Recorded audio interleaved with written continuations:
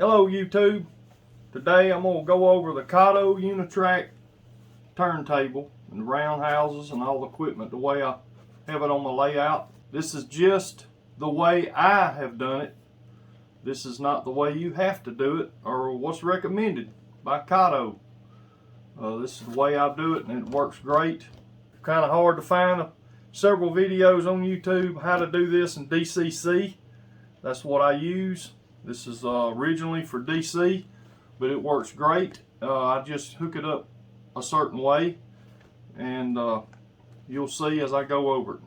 Keep watching through the video and I'll show you what I used, what I bought, how I hooked it up. I'll show some examples of it running, turning, and how the electronics work in DCC mode. So buckle up and let's get after it. Here we go. We'll go over the box that I bought, the 20-283. It comes with the turntable itself, the controller, plug-in, and 4 of the fitted connection straight tracks. It's got several bumper track rails. It's got the half unijoiners, insulated ones, so forth, so on. It's got a controller ribbon cable with it. You can buy as many roundhouses that you need. They come 3 stalls per roundhouse, and I'll show you what it comes with. You just get the roundhouse itself, and if you take the top off of it, it comes standard with the 3 pit tracks, they call them. It does have a few steps on it. You don't have to buy any track with this. It comes with the pit track inside of it. So you get this and you hook your straight track sections connection up to that.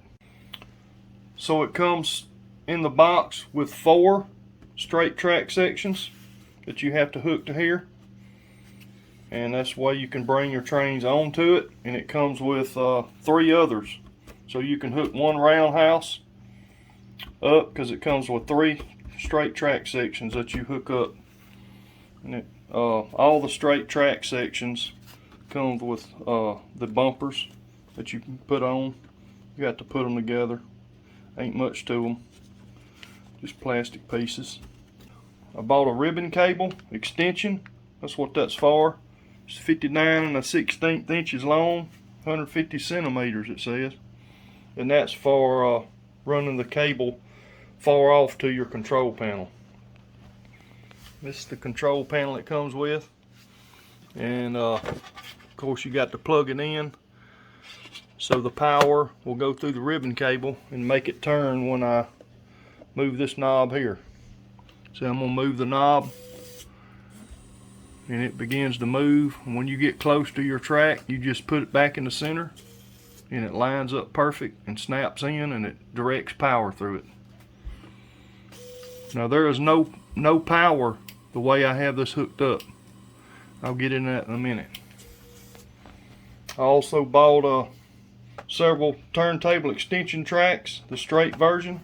That's what I ran around here. And I also bought a curved one of them. I'm not using it, but that's the way you can run to engine houses and such as that. It's got several examples on the box how you can use this. And it comes with 2 curved pieces and a 381 curved piece. It's got 2 of them, and of course it's got a 262s and the track turntable sections. That's these pieces that you put on there. And it's got several half unijoiners and insulated unijoiners. And I went ahead and powered mine by using the turntable extension track feeder conversion kits. And this comes with, you turn these pieces upside down and you install these. It's got little copper joiners that touch the track up under it, and it comes with a feeder. So this one box will set up 3 straight sections. So I have one of these pieces on every one of these tracks. Now yes, you could use the unijoiner leads that I've got all over the track. I chose to use what they sell for it, and it's pretty easy to install. I did actually not get one of them just right. You need a little bitty screwdriver, Phillips head, and they're easy to put on, but you have to be careful of when you clip it down and screw it in. You'll get the hang of it. Of this goes up in little holes up in the bottom of the track. Let me show you on one of these curved pieces. That's what the bottom of these pieces look like. See all the square little holes? And you can put this piece right here. You put the little copper pieces in a certain spot right here, and you put that plate over it, and you put the screw in there, and it connects to that track, and you can run your feeders. Alright, up under here I had several of the these pieces that you can put 3 feeders on one Kato, and I ran out of each one of those tracks. I run a feeder down, and I connected it to those, and then I hooked to my bus wires with my posi taps. So that means I've got every one of these powered, every track section powered to my bus wire. What I do differently is this track is not powered any by hooking this to anything. This is my control box. This is made for DC, and you're supposed to hook your DC controller up to this right here on the control box. That means it'll be powered, and you can change the direction of the train using this. I do not use this. Only thing I use is to turn the turntable. That's it. Because I feed the turntable with my incoming tracks. I've got power right here, and when this is lined up to here, there's power running through here. And then I can run these locomotives. You see the lights on. I can do the sound. I can move them all through here. This track's powered because I run a feeder to every one of them on DCC. So when I'm turning the locomotive, when I'm turning it with my control panel, right now the turntable in the center does not have power. There's no power right here. So your sound on your DCC locomotives is going to cut off. So that does not bother me at all. If it bothers you, I just throttle mine off, hit the function 8 button, and it'll turn it off, or just keep it silent, or just let it go dead, because you're not going to be moving your locomotive while you're turning it. And when you stop it, it connects to the next track that's got power, and it just flows through, and you can drive right off of it, back on it. Now the only thing you have to watch for, the orientation of the wires, your positive, negative, so to speak. They're all the same all the way around. But as you come around the back side and you have one opposite of another feeder, like right here, this main coming track, if I had a section right here that's opposite, I'm going to have to reverse my wires. That's all. Just the one that is facing another feeder, because pretend you got blue, white. It's going to be blue, white, all the way back around. But when you get opposite of here, guess what? It's going to be blue, white. So that's opposite of your other feeder. So you just reverse it. You cut your wires up under here, and you can reverse it. You just put the white on the blue. It's no big deal. You just got to make your polarity the same. But you see, I do not have one opposite. Now, I'm probably going to add another roundhouse. I'm either going to put some of it here and then move all these one section over, or 2 sections over. And I'll either reverse this wire, or I won't have one here. It's no big deal. I did it one time and changed my layout a little bit, and it fit better this way, so I just didn't do that. So the turntable does not have power until it's lined up with a feeder track. Now why I do this is because I do not need a reverser nowhere. I'm not having to reverse something and short circuiting anything, and I can turn the turntable all the way around anywhere. I can put the little building all the way around here, and I'm not reversing anything, any polarities, because this is not powered. I'm just connecting to the track on each side.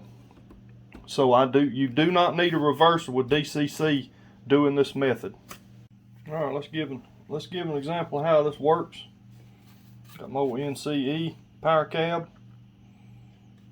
I'm gonna pull up old 5801, old BNSF. I'm going to move my turntable over there to that track.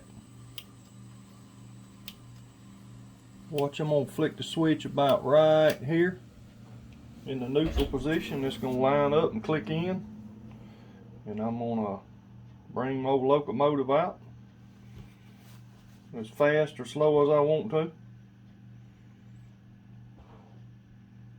But of course you need to stop it so it don't run off the track over here. I don't have a bumper here, so I've not sunk my turntable down in the layout either. And I'm gonna pull it to a stop, and I'm gonna bring it on around. Remember, I can back him up. I can reverse this locomotive, and I'm not gonna short anything out. I don't need a reverser. And here it click in. I've got power again, so I'm gonna ease off. All is good. I can change the directions, turn it all the way around, and I can back up on it. Swap locomotives.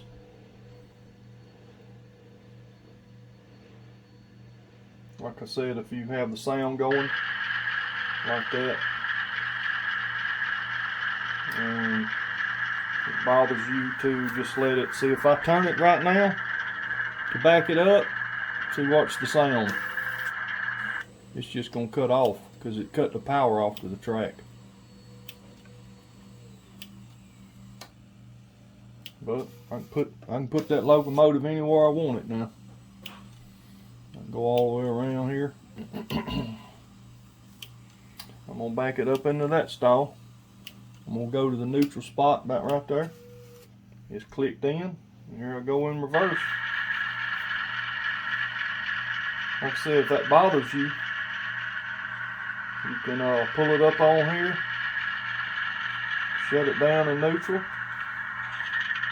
and let it come by idle and hit your function 8 button and let it turn off.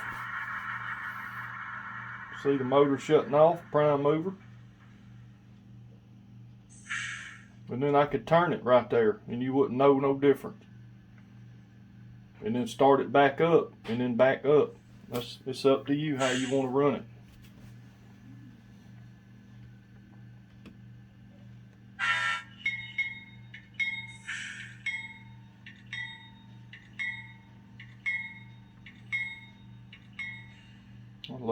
I love operating with this thing on my layout, switching locomotives. I'm gonna line up another locomotive. I mean, they all gonna run the same. I don't need a reverser, remember? Here I come. It's all gonna work the same.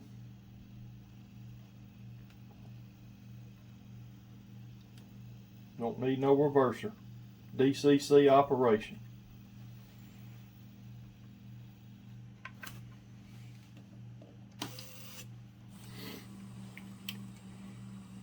All I'm doing is turning the turntable with the control switch down here.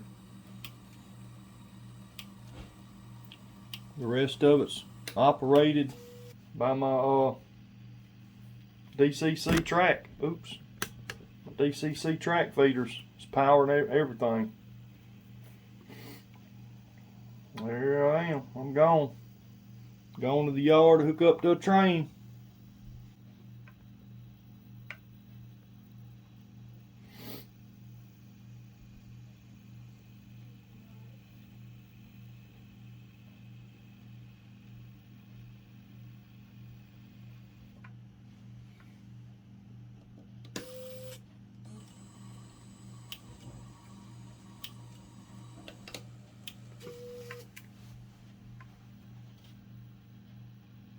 Looks like magic.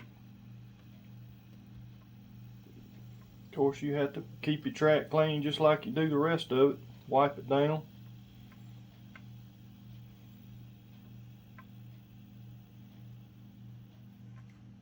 Get the dust off. And that's how it works, y'all.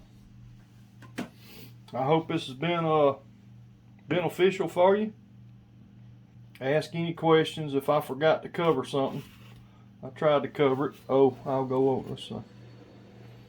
This thing comes with these half unijoiners, and you can use the regular ones, but it tells you to put the half unijoiners on one side of every one of these, and I think it's for ease of taking it apart when you slide it to the side. It don't have to clip so hard, and it'll slide right by this other piece right here. So I'd recommend using it like it says. It's got insulated half unijoiners too. Remember, I don't need any insulated ones here. They're all powered, and the DCC operation works great. So hope that was informative, helped y'all out a lot. If you're planning on doing this, you don't need a reverser if you don't mind this track not being powered while you're turning it, which this works so much easier in my opinion. So have fun with it if you got it, if you plan on getting it, and comment, like, subscribe if you want to. And I have spoken, and y'all be good.